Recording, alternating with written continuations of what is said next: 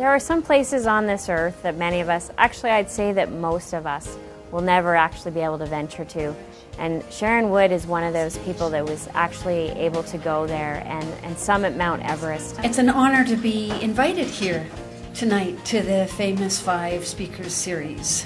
In 1986, I was a member of a small Canadian team to climb the highest mountain in the world, Mount Everest.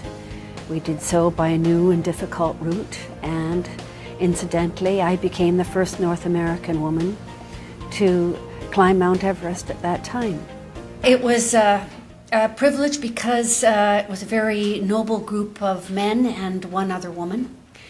I'm very proud of the teamwork and the leadership. What really amazed me is that this didn't occur until 1986. That doesn't seem that long ago, and yet here she was, the first North American woman to go there and to join a team that was of all men and do something that most of us would only ever dream about.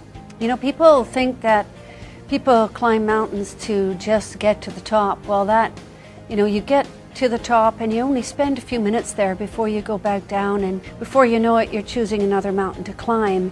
It's the climbing there, it's the climbing up, it's all the experiences that you have on your way to the top where the real value is.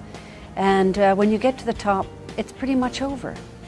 Since her ascent, she has worked as an inspirational speaker and has addressed over 1,000 audiences. I was made in Ireland, and I was born in Nova Scotia and raised in Vancouver, British Columbia. And I was kind of a spunky little kid, but I was a bit odd. You know, I had a real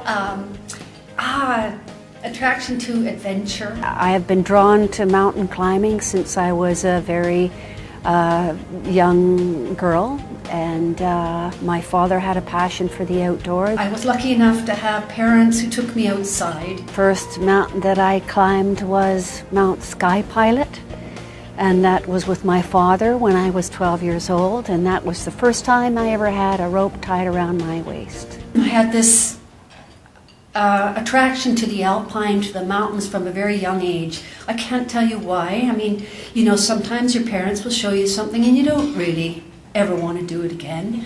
But for me, the smell of the alpine, the beauty of the alpine, it felt like home to me. When I found something that really engaged me or really interested me, I was unstoppable. Sharon was also the first female to become a certified alpine guide with the Association of Canadian Mountain Guides. Sometimes I don't think we can fully imagine what it is we're going to become or what we want, but we just have to listen to what pulls us. Well, there was no schools then. I mean, it's an incredibly accessible sport now, climbing, but it wasn't then. And so my best bet, or the only thing I could do, was go take an outward bound course. And I was underage, so I had to go with a bunch of women. What's most important is not so much what happens to us, but what we do with what happens to us. And it is our actions and our response that can make us the leaders that we can be in our own lives and in the lives of others.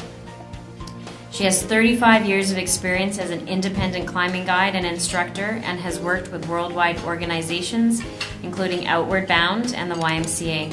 They're one of our famous 5 women back in the 1920s, Louise McKinney.